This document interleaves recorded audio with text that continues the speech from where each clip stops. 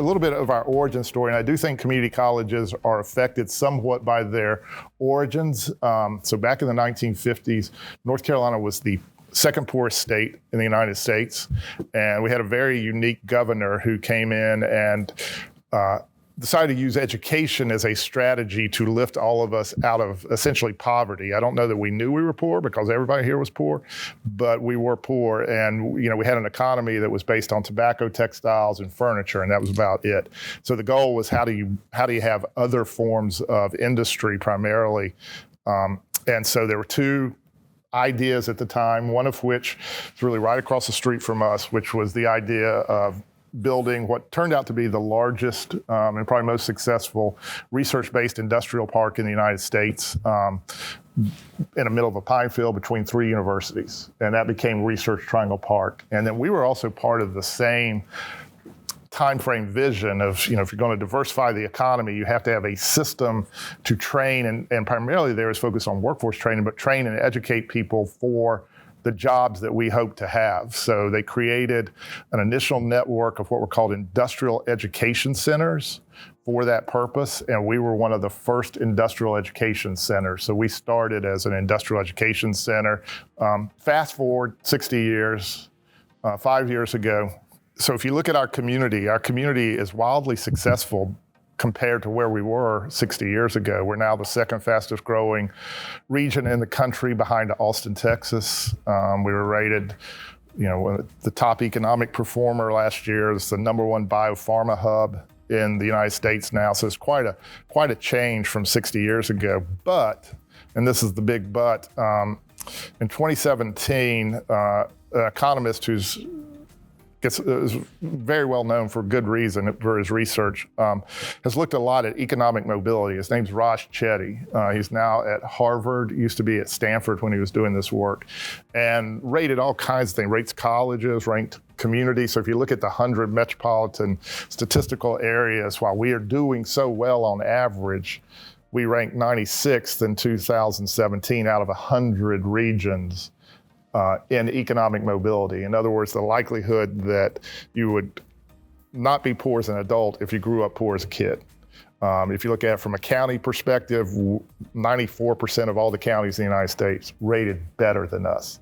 So we kind of stepped back in our strategic planning in 2019 and said, well, in a community like this where you have so much opportunity and such a technology hub and other things, that just should not be. And we probably are the most important. We can't solve that, but we're probably the most important institution to have that impact. So that kind of drove a lot of our strategic thinking. And you'll see that in you may hear some of the terms we use, some of the strategies. So I'll quickly kind of roll through those because you'll see elements of that as you go around today to our different areas. We summarized it there, what we call our workforce forward strategic development. So we're very fortunate in this community. Our community supported us very well in terms of building workforce education spaces for our future.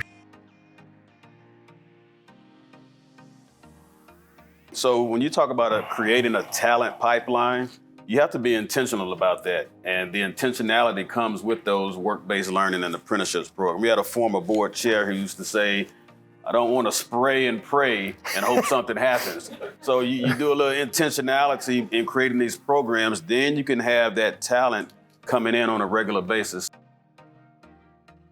This is AC/DC electrical systems. This is where we introduce students to the concept of electricity.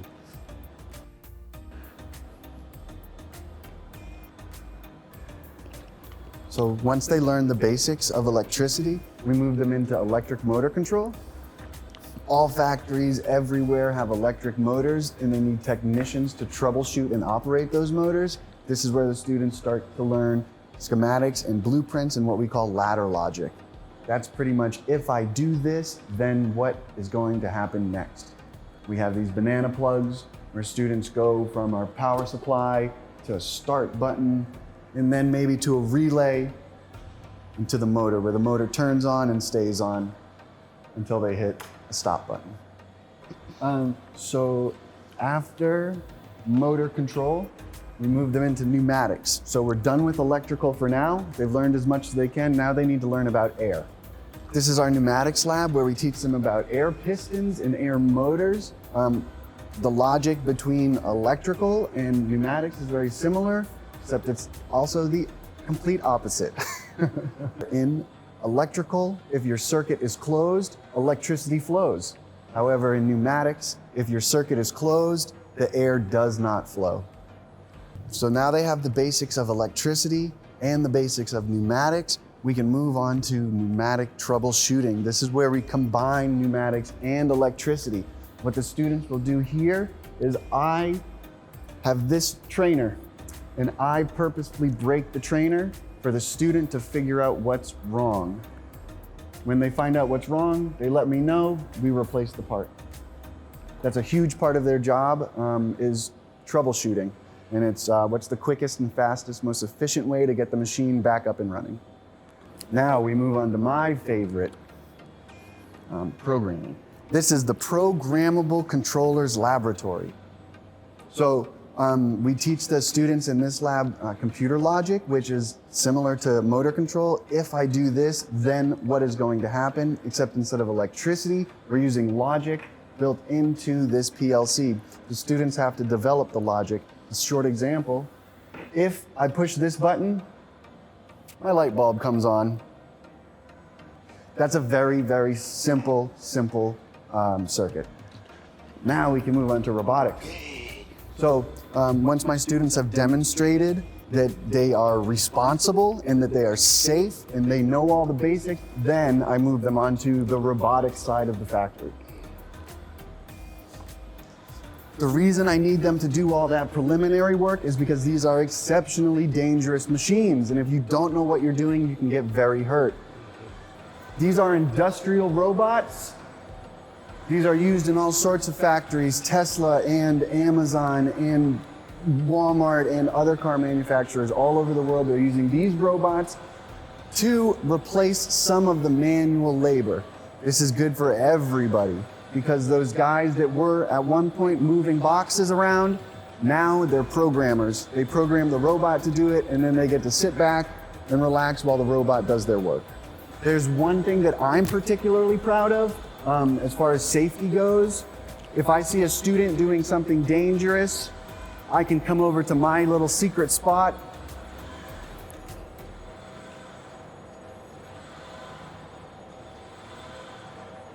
And if you look that way, with one push of a button, I've set it up so I can stop all my robots whenever I need, in case someone's doing something dangerous. Beautiful.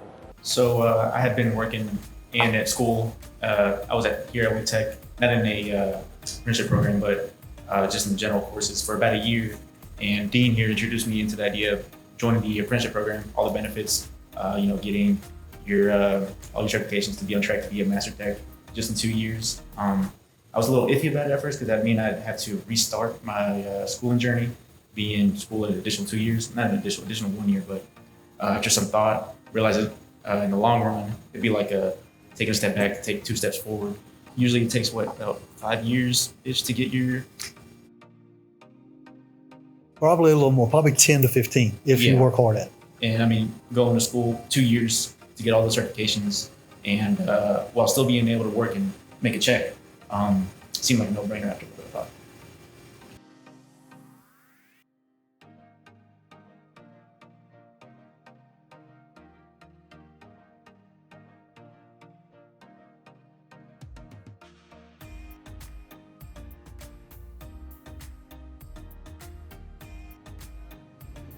Computer just took over, I go all the way with it, and then I let it run.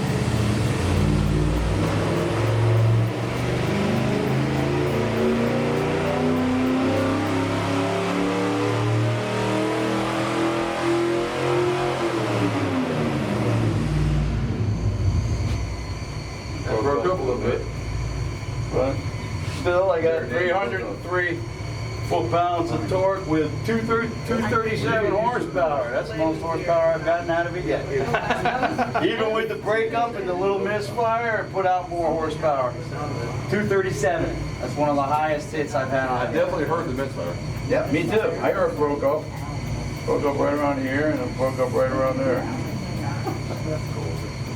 So that gave us an output of 303 foot-pounds of torque with 237 horsepower.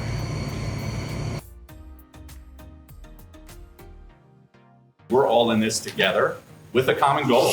How do we recruit for the future of our companies? What are we doing to make our companies that much better, right? So we're here at the college and we know that. So we're trying to be the conduit between the business community and the students who want to be your future employees.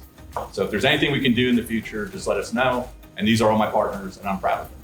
Thank you.